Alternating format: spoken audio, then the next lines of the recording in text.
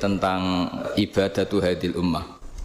Nanti saya bacakan teksnya. Di antara kebaikan umat ini adalah jalan-jalan itu termasuk ibadah. Makanya sering ada ayat fasiru fil ardi. Jadi supaya sering jalan-jalan. Jadi ini sudah jalan-jalan masih nyari apa? Nafkah. Kadang-kadang ya dapat macam-macam. Yang soleh ya dapat ibadah, yang enggak soleh ya dapat macam-macam lah. Tapi saya cerita yang soleh lah, yang enggak soleh itu enggak boleh dibicarakan itu ya. Rahasia. Saya ini lama di Jogja, ya tahulah kelakuannya orang-orang yang baik maupun yang setengah baik sampai ya semoga yang baik dilipat gandakan pahalanya, yang enggak baik diampuni. Tapi saya cerita sedikit.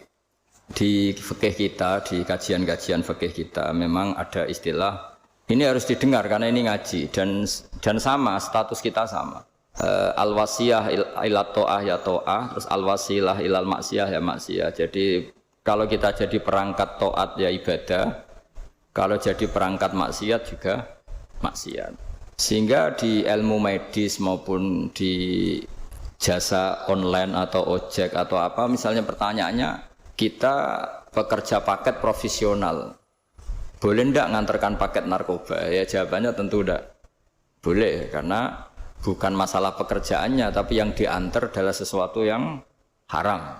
Begitu juga, boleh enggak ketika ada lelaki hidung belang tanya tempat mesum? Kalau kamu nunjukkan berarti kan ikut berkontribusi. Ya kamu bisa meneruskan gimana hukumnya mengantar gitu misalnya. Nah, kiai juga sama sebetulnya. Kiai juga bisa dimanfaatkan orang yang macam-macam untuk kekuatan yang macam-macam. Jadi hukum ini sama, kamu tidak usah tersinggung misalnya. Kalau di fikih biasanya disebutkan menjual pedang pada begal juga enggak boleh karena digunakan yang tidak baik. Begitu juga misalnya apapun profesionalitas kita, misalnya paket, kita nganter ke paket yang apa? Paket ganja misalnya. Fikih ini harus kamu ketahui dulu sehingga hukum turunannya, ingat Allah misalnya, ini bisa kena. Kita tidak boleh ingat Allah dalam keadaan maksiat yang enggak diridani Allah. Karena mau tidak mau fikih ini hukum dasar. Sholat pun bisa kena semprit. Misalnya kita sholat karena tugas, bukan karena lillahi ta'ala. Makanya dulu itu ada guyonan Mas Wahyu itu. Ada imam dari masjid besar di negara sebelah. Tidak perlu saya sebutkan negaranya. Itu cerita, imamnya itu digaji 100 juta per bulan. Datang ke Surabaya gitu. Muadzinnya itu digaji 75 juta. Keren. Terus ngerti imam di Indonesia naik ontel, sudah watuk naik ontel, nggak ada yang gaji. Musolanya jelek, terus ada jepit, ada dia kerasan di musola karena sering dimaki-maki istrinya, sudah. Jadi itikafnya itu ya sambil menghindar itu, bukan. Makanya banyak masjid Indonesia itu banyak yang itikaf itu, karena di rumah ada betah, sudah diomelin, nggak ada AC-nya. Sekarang masjid banyak AC-nya kan. Kamar mandinya juga gitu, di rumah sama di masjid bagus. Di masjid. Makanya pengurus masjid yang daerah-daerah sini sering cerita ke kita. Kudune ngising ning omah Gus Mlayune moro masjid karena itu cerita. Indonesia itu negara yang enggak bener katanya. Imam dan muadzin tidak digaji. Terus dia cerita-cerita kebaikan negaranya dan buruknya negara kita. Lama-lama kiai itu mangkel. Kiai Indonesia itu kan cerdas-cerdas, meskipun jarang yang kaya tapi cerdas-cerdas. Dia muji negara. Lama kalahnya itu dibeginiin sama Kiai Indonesia. Makanya kamu sholat terus ya, takut potong gaji. Artinya kalau dia jadi imam karena digaji, efeknya adalah dia kalau bolos itu takut nanti kan dipotong gaji. Lama-lama kalau sering bolos di PHK gitu. Artinya luar biasa Indonesia. Imam itu tidak ada yang gaji tapi semuanya sholat istiqomah. Berarti kita ini top. Datang ke masjid jadi imam tanpa ada yang gaji. Top mana? Top Indonesia. Semenjak itu si imam ini tidak pernah cerita kebaikan negaranya karena gaji imam. Indonesia dalam bernegara selalu begitu. Ketika kita tidak punya solusi transportasi, ada saja pihak-pihak swasta atau investor yang ingin menanamkan modal di investasi Grab dan sebagainya. Tapi saya tetap sebagai kiai mengingatkan status hukum fikihnya. Kenapa saya harus cerita itu? Karena fikih ini harus selesai dulu. Saya ulang lagi, fikih ini harus selesai dulu. Misalnya nganterin orang yang mau transaksi narkoba atau transaksi maksiat, Atau tapi yang yakin. Kalau tidak yakin memang tidak haram. Tapi kalau yakin itu memang kamu tahu benar-benar iyalah kira-kira gitu. Supaya taat itu ada di semua kehidupan. Sehingga nanti Indonesia kalau semuanya begini kan yang cari sarana maksiat itu bahkan sekedar transportasi aja susah karena semuanya tidak mau misalnya. Paket juga gitu, yang mau ngedarkan narkoba kesulitan karena semua yang jasa paket tidak mau gitu. Begitu seterusnya sehingga negara ini kita bantu bahwa awal ketidakbaikan di semua negara itu pasti karena maksiat. Maksiat itu mengganggu. Orang geger sama istri ya karena maksiat. Terus banyak kecelakaan itu rata-rata kata Pak Polisi juga karena maksiat. Jadi orang overdosis atau dalam keadaan mabuk nyupir. Terbesar kecelakaan itu jarang karena ngantuk. Terbesar masih karena pengaruh apa? Narkoba. Pembunuhan juga sama. Orang Indonesia itu mudah sekali memaafkan temannya, tetangganya. Tapi kalau sudah efek dari narkoba, bunuh itu jadi mudah itu. Jadi Anda juga harus fair, jangan. Tapi yang penting saya profesional nganter, gitu. Nggak mau tahu dia latar. Meskipun kita tidak boleh neliti orang ya, nggak boleh tajasus, nggak boleh neliti ini. Tapi yang jelas kamu tahu, yang jelas kamu tahu ya harus dihindari karena memang di semua profesi pekerjaan tuh utamanya kata Rasulullah SAW itu memperhatikan halal haramnya. Tapi ya saya ulang lagi tidak boleh sok suci, tidak boleh tajasus, tidak boleh neliti orang lain. Tapi kalau yang jelas-jelas untuk maksiat maka harus kita hindari. Termasuk masjid sekalipun. Dulu zaman Nabi itu ada masjid namanya Masjid Dirar untuk memecah konsentrasi sahabat. Sahabat itu begitu mencintai Nabi, mencintai Rasulullah. Ada orang kafir pinter, orang munafik pinter. Ini Muhammad harus ditandingi. Cara nandingi Muhammad jangan pakai dangdutan, jangan pakai bar, tapi pakai masjid. Karena ini suasananya kesannya bagus. Dibikin masjid tandingan supaya orang tidak ke Muhammad semua, tapi ke masjid ini. Ini pikirannya orang munafik. Artinya jangan kira terus masjid bebas hukum ya enggak juga. Masjid juga bisa kena semprit karena ini mendirikannya untuk bikin apa? Tandingan, untuk bikin masjid dirar kalau istilahnya Quran masjid dirar. Semua sarana kebaikan juga gitu.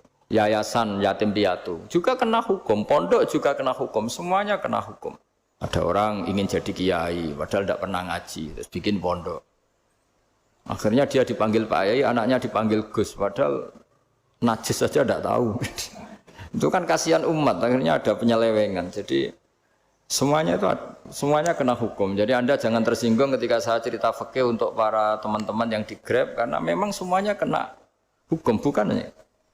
Mesra dengan istri juga kena hukum. Orang terlalu mesra dengan istrinya pasti ibunya terlantar karena menuruti bojo ya nuruti ibuke gitu. Kalau nuruti ibuke istrinya yang terlantar. Yang loyal sama teman ya istrinya terlantar. Yang takut istri temannya terlantar. Jadi itu semuanya kena hukum tanpa terkecuali. Saya cerita sedikit tentang sholat, karena orang-orang Grab ini banyak yang sholat, kemudian harus cepat-cepat. Dulu ketika sahabat punya imam yang lama sekali kalau sholat, sehingga si sahabat yang satu, yang petani ini mufarokoh. Mufarokoh itu memisahkan diri, kemudian imamnya diselip. Itu boleh memang dalam fikih, kamu niat mufarokoh dulu. Mufarokoh itu niat bahwa kamu memutus hubungan dengan imam, kemudian meneruskan sholat sendiri. Singkat cerita dua orang ini berdebat, Mu'ad sama Ar-Ra'i yang penggembala ini. Kamu munafik, sholat kok meninggalkan imam. Terus yang satu bilang kamu keterlaluan, sholatnya lama sekali.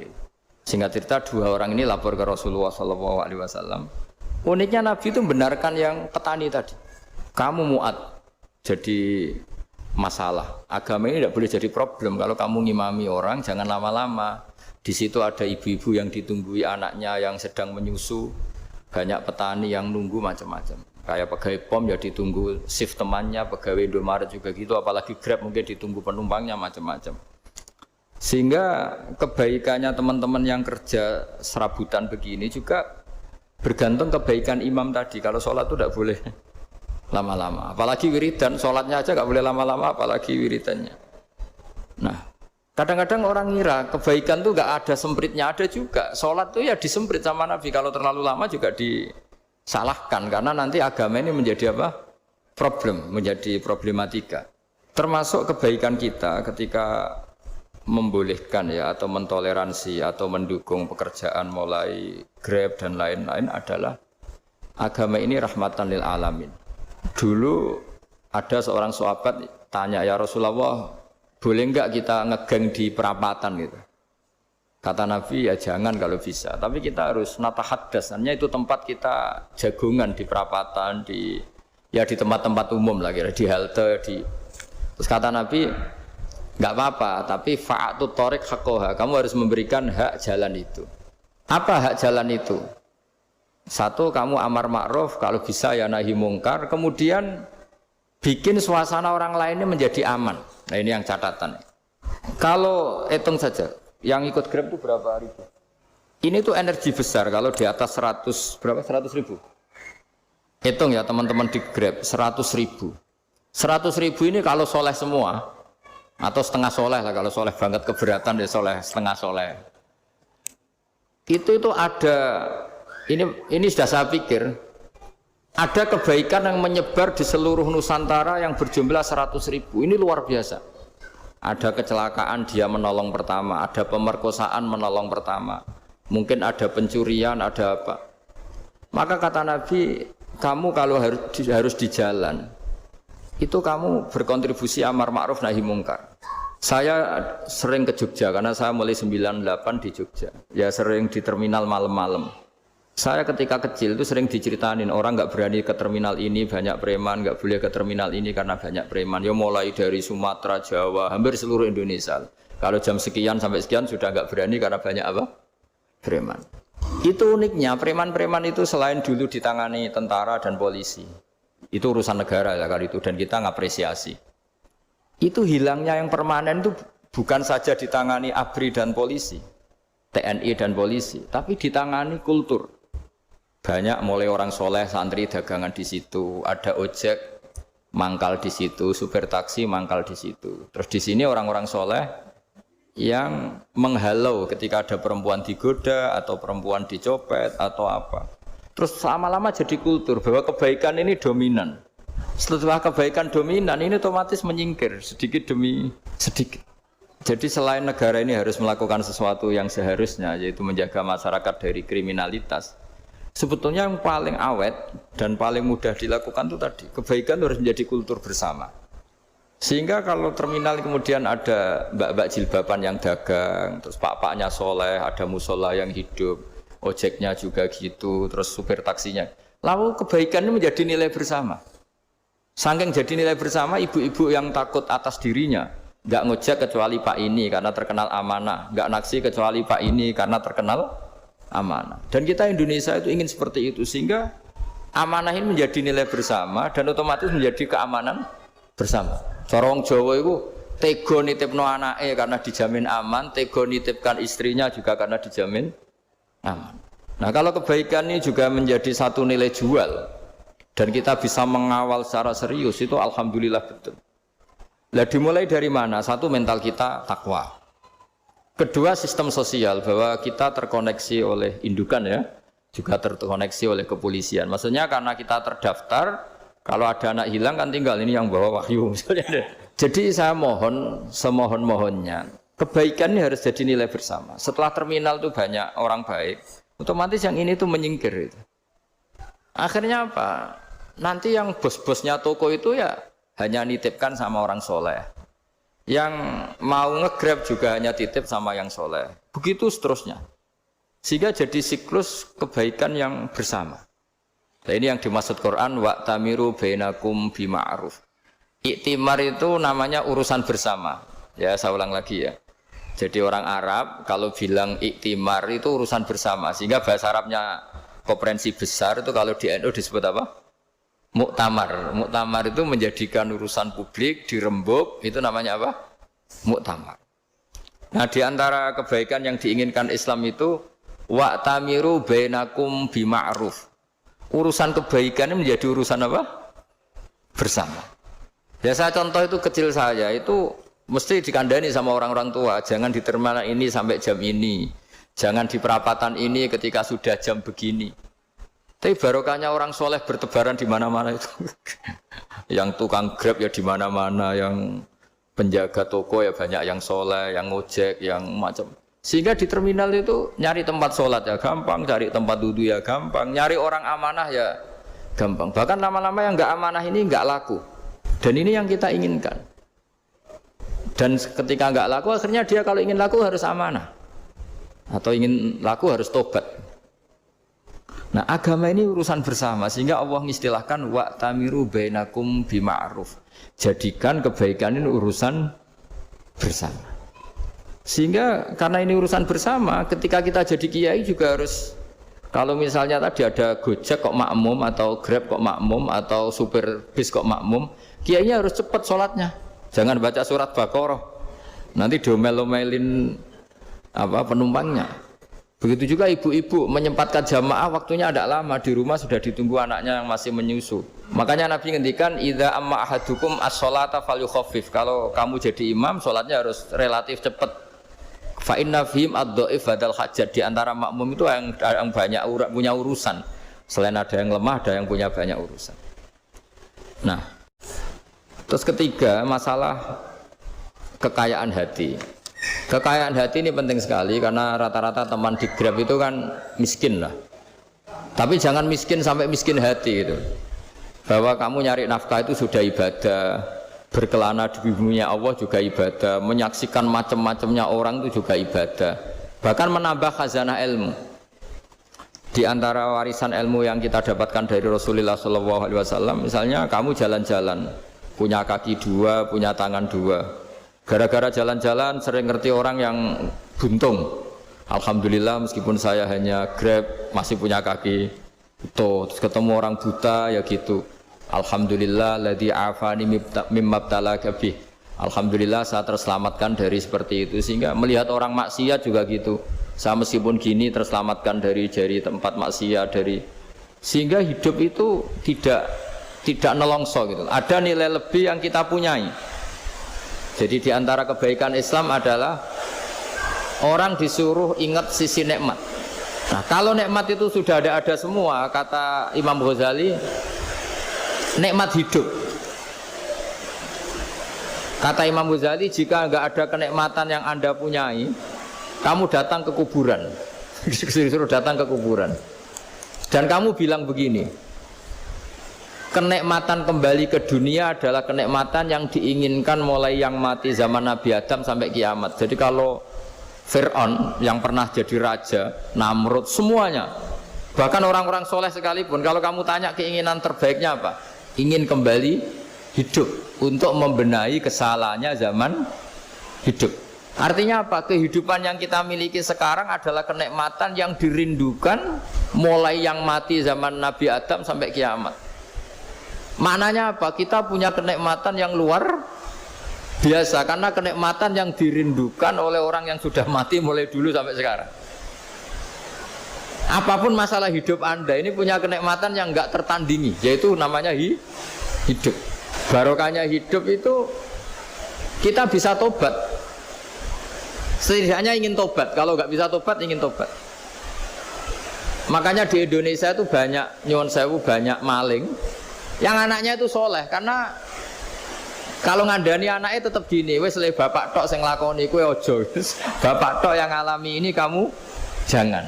Banyak di Indonesia orang nggak bisa baca Quran, anaknya hafid, karena setiap bodoh itu tidak diwariskan. Wes le bapak tok sing bodoh kowe ojo bodoh. Mungkin teman-teman di Grab juga gitu, wes bapak tok cong sing nasib ngene kowe ojo. Jadi kebaikan begini itu akan terus-menerus diwariskan. Sehingga banyak orang tidak tamat SD anaknya dosen, nggak tamat SMP anaknya dekan. Karena setiap dari kita itu cita-cita kebaikannya menurun ke anak cucunya, keburukannya berhenti di dia. Cara wong Jawa itu bapak tok sing nglakoni.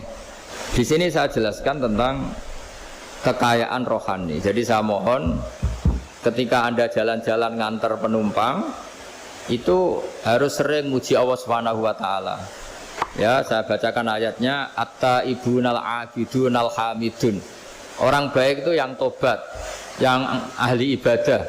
Di antara definisinya itu as-saihun, yang sering jalan-jalan. Siaka itu jalan-jalan. Jadi orang paling bejo sak donya itu sampai harus jalan-jalan, ibadah, dapat uang. Tapi syaratnya ibadah. Sekali tidak ibadah, dapatnya masalah kan.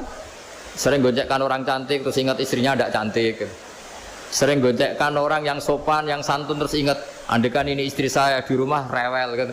Jadi kalau kamu tidak taat itu adanya penyesalan. Di lampu merah ada orang naik Ferrari, naik Alphard, sementara kamu di rumah hanya mobil butut, kadang malah tidak punya mobil. Jadi kekayaan rohani itu dimulai dari mana? Dimulai dari taat. Cara berpikir itu taat, bukan maksiat. Sekali Anda cara berpikir maksiat, maka adanya hanya penyesalan. Semakin pengalaman di luar, semakin penyesalan. Karena di luar sana banyak orang yang dapat nikmat yang lebih dari Anda. Tapi sekali Anda taat, kamu akan mensyukuri apa yang Anda miliki dan tidak pernah ingin sama yang dimiliki orang lain. Sehingga orang-orang yang sering pergi itu sama Allah dipuji. Jadi tidak ada nabi kecuali di antara ibadahnya itu jalan-jalan. Fasiru fil ardi. Sehingga semua nabi itu mesti pernah melakukan perjalanan internasional. Rasulullah Muhammad SAW pernah jalan-jalan sampai ke Syam, padahal beliau orang Mekah. Nabi Ibrahim yang orang Syam pernah perjalanan sampai ke Mekah. Karena di antara kearifan itu ya dimulai dari apa? Jalan-jalan tadi. Kamu ngerti orang yang macam-macam. Makanya di antara kebaikan umatku kata Nabi itu siyahah fil ard, sering berkelana. Tapi tentu untuk mengambil pelajaran. Atta ibunal abidunal hamidun saihun. Nah, agama mensupport itu. Sehingga kata Nabi, jika ada orang kok sholat qobliyah, ba'diyah semuanya di masjid, sama Nabi ditegur, la taj'alu buyutakum kuburan, rumah kamu jangan jadikan kuburan, harus dapat jatah apa? Sholat. Kata ulama, kalau ada orang sering sholat di satu titik, itu ditegur, kamu harus ganti titik yang lain supaya saksi bahwa kamu di bumi sholat itu banyak. Jadi kita ya punya nilai positif juga tentang apa? Karena kita sering siyahah, kalau bahasa Arabnya itu sering keluyuran, saksi kita kebaikan juga banyak. Tapi pesan saya paling pokok tadi ya, jadikan komunitas kebaikan itu punya nilai jual. Syukur-syukur fid dunya hasanah wa fil akhirati hasanah. Ya kita bersyukurlah di Indonesia itu. Saya masih ingat kecil saya itu ya sekitar saya umur 15-14 tahun.